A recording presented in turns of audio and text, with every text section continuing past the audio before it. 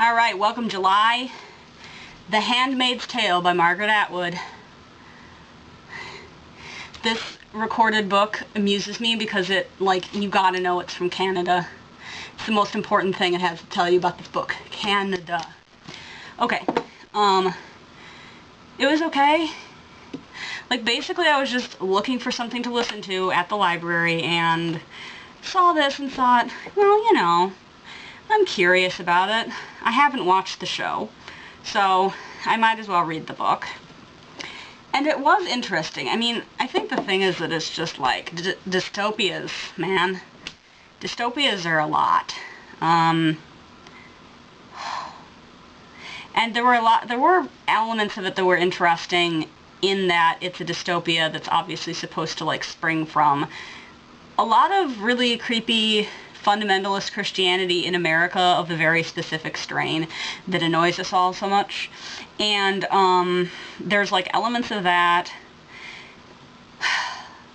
Unfortunately, the main character is not that interesting, which I think is sort of the point. She's supposed to be an extremely average woman who just happens to be the person who's records of some stuff that happened to her happened to survive, because then at the end of the book there's this lecture by some guy in the future who is talking to a symposium on people who study this particular time period, the Gileadian whatever, and he puts some of it into context and it's kind of interesting,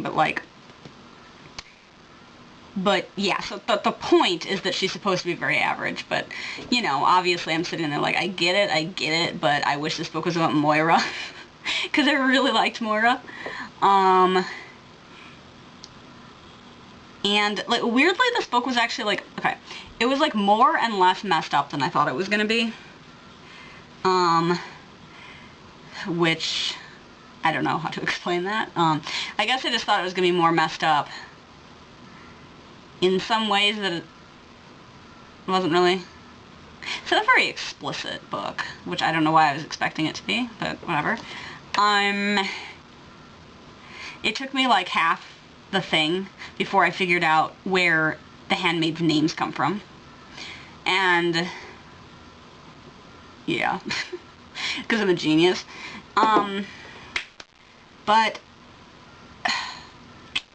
it's kind of not a lot happens in it, but then some stuff does happen, but it's not super interesting. I don't know, I didn't, whatever. I still have some questions, obviously. One thing that was never explained, as far as I can recall anyway, was how a woman gets assigned to be a Martha. Because, I understood all of the other roles and how you end up in them, but how do you end up as a Martha? I don't get that. But anyway. Yeah, so it was, screwed up, but,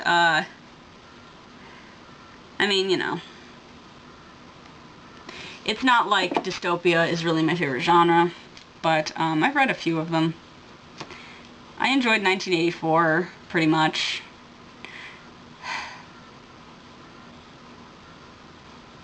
It was interesting to kind of note some of the similarities about, rewriting history was a big one, and controlling people's sexuality to an extreme degree, another one. So it's actually kind of interesting to consider that in the 1984 universe, the people have, at least on the surface, more freedom to move around and do stuff, but also they don't really.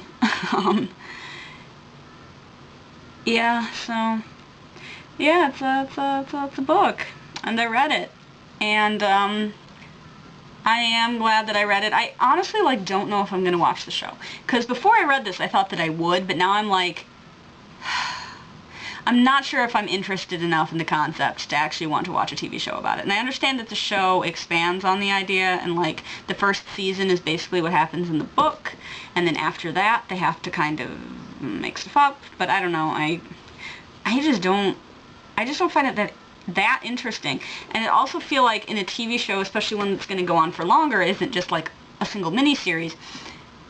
What, at some point, I think you're going to have some sort of societal change, which is not really the point of the story. So that's kind of, like, the idea as you get at the very end of this book is that, yeah, Gilead didn't last forever, but it did last for a while, and, like, it's a period of history, and, like, how it ended is not explored. I don't know, I just feel like, if I'm watching a story, I want it to have, that's, like, ongoing, I want it to have, like, somewhere it's moving towards, but then that would be different from the book, because the book is just, like, it's a snapshot of one woman's life in this shitty-ass story, and then, like, you don't get, you know, the narrative. It's not like the Hunger Games. It's not like the rebellion is going to rise up and actually fix everything. We don't even know what happened to Offred. We don't even know what her, like, real name was. So, yeah. And I think all of that is purposeful. Like, I didn't care about the book that much, honestly. I thought it was kind of boring, but you could, like, tell that there was a reason Margaret Atwood was doing things the way she was. Anywho, I know that she's publishing a sequel later this year. I don't know how I feel about that. But, I mean, I guess I'll wait to hear what it's like before I make any judgments as to whether I want to read it or not. But even if I decide I do want to read it, it's probably not going to be for a while.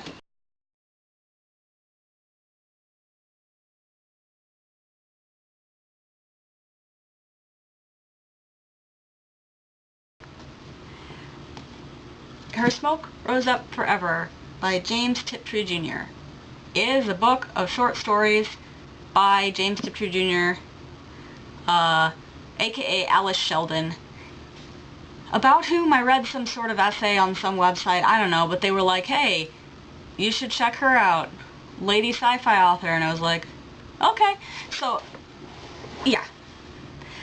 These are interesting stories, mostly from the 70s and 60s. A lot of them are about, like, sort of post-apocalypse, or, oh no, aliens came and destroyed our way of life, or, oh no, humans went and destroyed somebody's way of life, or, oh no, this, you know, humanity is nothing, and I don't know, they're all kind of depressing. Well, not all of them, but a lot of them are. But I did enjoy it. The biggest twist, I think, is in the introduction for this book, where the guy who wrote the introduction is talking about Alice Sheldon a bit, and informs us that she killed her husband and then herself.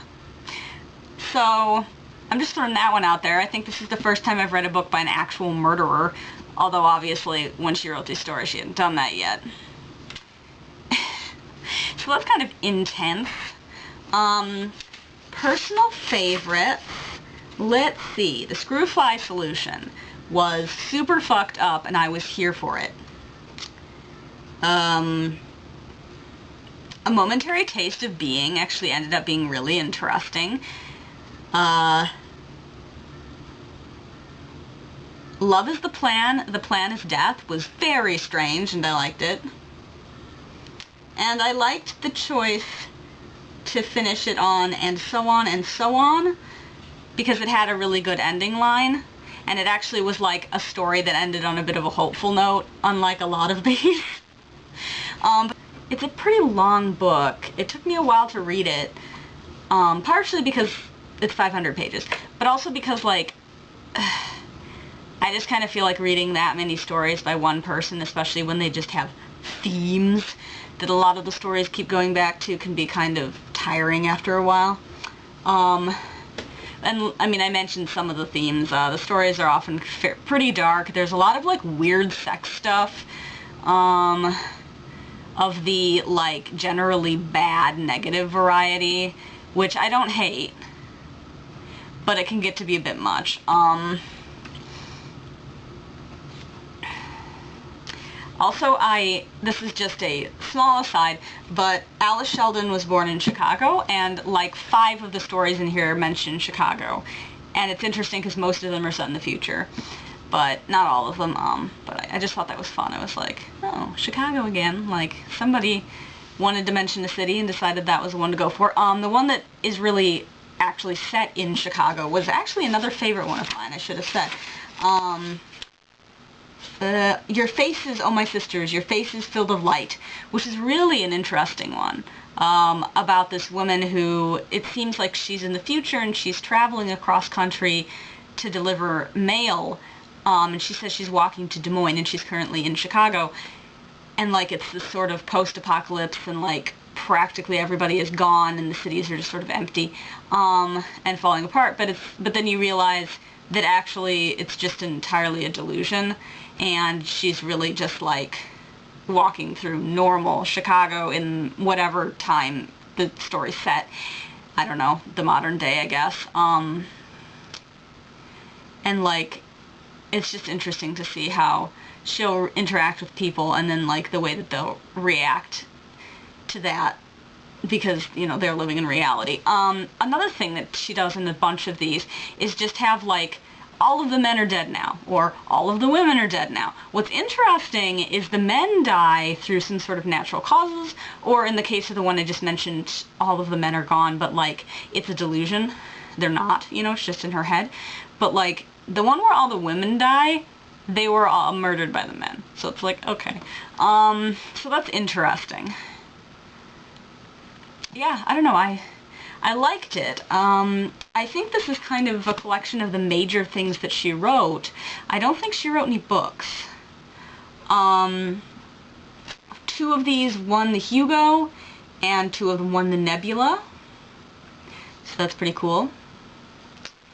And basically the guy who wrote the introduction explains that this was put together in an effort to like preserve the writing of an author who's largely forgotten. And, you know, because it's harder when your output was short stories, because then, you know, you've got to have a collection of them versus someone who wrote books. So, glad I read it, had a good time, generally sort of a goodish time, and, you know, it's always good to find a new sci-fi author, even though in this case it's a bit of a dead end, because, it's not exactly like I'm going to go out and read a whole bunch of things written by Tiptree, because, like, this is basically it. But, I mean, I think I recommend checking it out if you're curious about any of that. I don't know. It can be pretty weird, but that's what I like about science fiction, so.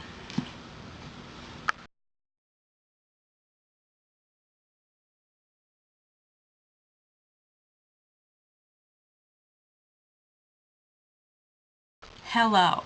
I finished another book. Tosh Hart's Tolstoy by Catherine Ormsby. It was like fine. Okay. The basic premise, it's a young adult contemporary about this teenager who kind of is, she wrote this YouTube web series called Unhappy Families, which is based on Anna Karenina. And then overnight it becomes like YouTube famous or not even really that famous, because it's not like they have millions of subscribers, but they have thousands. So they become a little bit more noticed by some people, and like, then they get nominated for Best New Series, and so she's planning on going to the YouTube Awards or some shit in, like, Orlando, and on meeting this guy who also is on the YouTube channel, who she's been texting. Okay, so it's obviously not my kind of thing, but I read it because the main character is asexual, and, like, I'm trying to read books, right, about asexual characters sometimes. I have yet to actually really love one, because I've read, like, well, Gentleman's Guide, the younger sister Felicity is ace, but she's not the main character, so I keep kind of forgetting that that book counts too. And I loved that book, but, like, I haven't read the book that's actually about her, so, like, we'll see how I feel about that when I read it. But anyway, I think a little tiny part of the problem is I maybe need to read some books about, like, guys. But anyway, whatever. The point is, that's why I read this. And also, like, I am amused by the fact that Tolstoy is involved somehow. It's just that she's a big Tolstoy fan. I will note that it probably doesn't matter, but she doesn't really explain, like, anything about what Anna Karenina is about. Like, you get, like, a few things out of it, really, but, like, I've read the book, so I just kind of wonder if it would be confusing to somebody who's never read Anna Karenina. Probably not, because it probably doesn't matter that much, but, like, I don't know. I mean, my immediate reaction was just like, how can you possibly adapt Anna Karenina into a YouTube web series that you're filming in, like, your living room and that is, like, modernized? I'm like, I don't personally think that it would work, but, you know, whatever. Like, I thought the Lizzie Bennet Diaries was really good, though, so, you know, who knows? But I also thought it was weird that the main character she's in high school. It just felt like too young to be taking on a project like this, but I guess a part of the point was that she gets really overwhelmed with just, like, everything that she's doing. So, it was okay, is my final diagnosis for the book. Like, I felt like there was just too much going on, and I didn't really care about any of the characters. I mean, partway through I was like, okay, she should probably end up with, like, this guy she's been friends with since forever instead of Mr. YouTube, and, like, it's not really shocking that that's what ends up happening. Spoilers. But, I kind of didn't care. I didn't. I mean, it only took me, like, 4 days to read this, but I was still just kind of like, I don't really care. And I don't.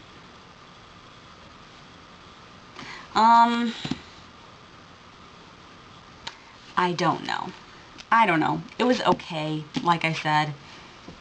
It was kind of funny at times.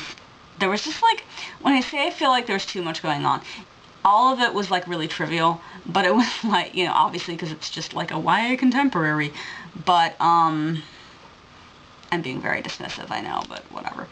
But, like, it's all, like, interpersonal drama stuff, but, like, there was just so many different ones. Just, like, there's just so many, like, everything was happening to this girl and her friends and family. And I was still not super interested. Like, I just wasn't invested in any of the characters. I just kind of didn't care about any of them that much.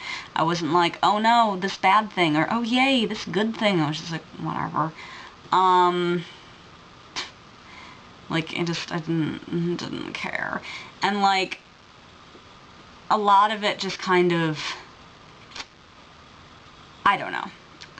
I don't know. See, I went into reading this book, like, having basically read 2 different people's opinions on it, and one of them recommended it, and the other one couldn't even finish it, and which I thought was kind of weird, actually, because she was like, oh, Tosh is, like, really, like, mean to her friends, which I didn't really see. Like, part of the point was that she's a bit kind of not as great as she could be, but I don't know, I just mostly saw it as, like, she's just kind of, she's 17, like, fucking who cares, but, 17-year-olds don't know shit, so, like, fine, but, I don't know, it didn't bug me, but, like, maybe it would have bothered me more if I'd given a shit, which it didn't.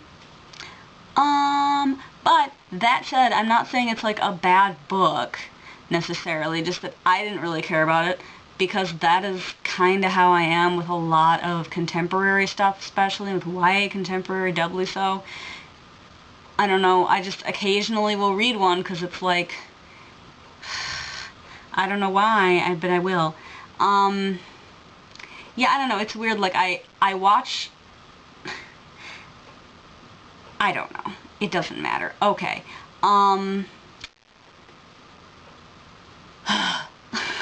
but yeah, so it's an ongoing quest to find a book with an asexual protagonist where I actually really, really enjoy the book, rather than I'm just like, okay, that happened, or it was fine, or it was, you know, like, so, you know, we'll see if that ever fucking happens, I'll let you know, but, that's really, I think that's all for now. Tash Hart's Tolstoy. I keep pronouncing her name fucking wrong, because there's this whole thing later in the book where she's annoyed that this guy is pronouncing her name Tash when it should be Tosh, because she's short for Natasha, and it's like, and so I've been doing it, and I was like, I've been doing it wrong this whole time, whatever. But, anyway, things happened. It was fine.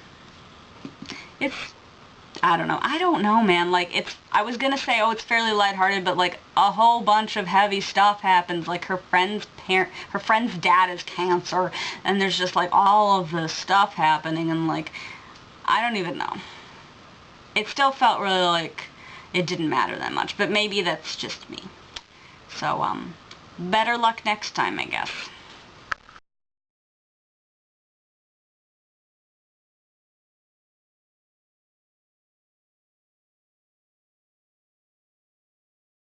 Alright, and right on the last day of July, I finished White Fang by Jack London.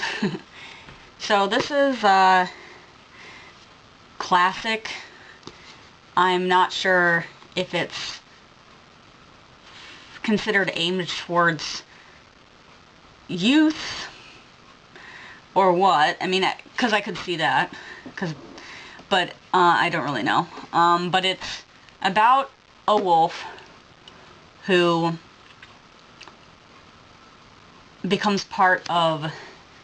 eventually becomes part of, like,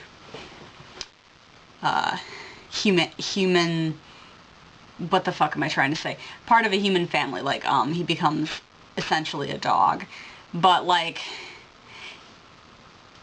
it's a gradual thing. I mean, the first few chapters are actually about, like, his mother, who is also a wolf, but she's part dog, and then, like, 6 chapters in, he gets born, and I was like, okay, I think this is White Fang, because he doesn't get a name until, he gets named by this, native Canadian, I don't know, that's not the right term, but whatever, and then the guy's named Gray Beaver, and he calls him White Fang, and then, like, he's with that family for a while, and it's this whole thing. So, like, I enjoyed the book. I especially liked the way it was written. I think my favorite thing about it was the way that London wrote White Fang, like, without anthropomorphizing him. Right, he's a wolf, and, like, reacts to things as a wolf, right? And, like, London will explain how he'll take certain, like something will happen to White Fang, and he takes certain lessons from these things. But he always takes time to explain that, like, White Fang isn't reasoning about things the way a person would. You know, it's, like, it's interesting, and I really liked that about it. I mean, it's not that I go around reading a lot of books about animals, but it's easy to anthropomorphize them and their thought processes and everything, and it's like, he doesn't do that. I liked it. Okay, I liked the book. I don't have a ton to say about it. It's kinda racist, which is great. It's quite an old book, too. It's mostly set in northern Canada, except for the last few chapters, and I guess the part that sort of affected me emotionally the most was I did really like the gradual process where, I guess this American acquires, White Fang. He rescues him from this guy who owns him and is having him, like, fight other dogs, because White Fang is, like, super vicious and good at fighting and hates dogs and will just, like, kill them. And so he's forcing him to fight all these dogs, you know, and treating him really horribly. So anyway, he gets rescued by this guy, Scott, and I really liked the chapter where Scott is, like, slowly trying to get White Fang to understand that he is not going to hurt him, and, like, it's like, you kind of, that was nice. Okay, so, we're done. Yes, whatever. It's a good book. I don't know if I've ever read Call of the Wild. I might have, but I honestly don't remember. It seems like one of those things they'd make you read in like 5th grade, but I don't actually remember if we did or not. Okay, so it's time to pick a new challenge book. There are like so few left in here. Only 5. Okay, so we're picking it. Going with this one. I hope it's a good choice. A Field Guide to Bacteria. It is not a good choice. I fucking knew this would happen. Okay.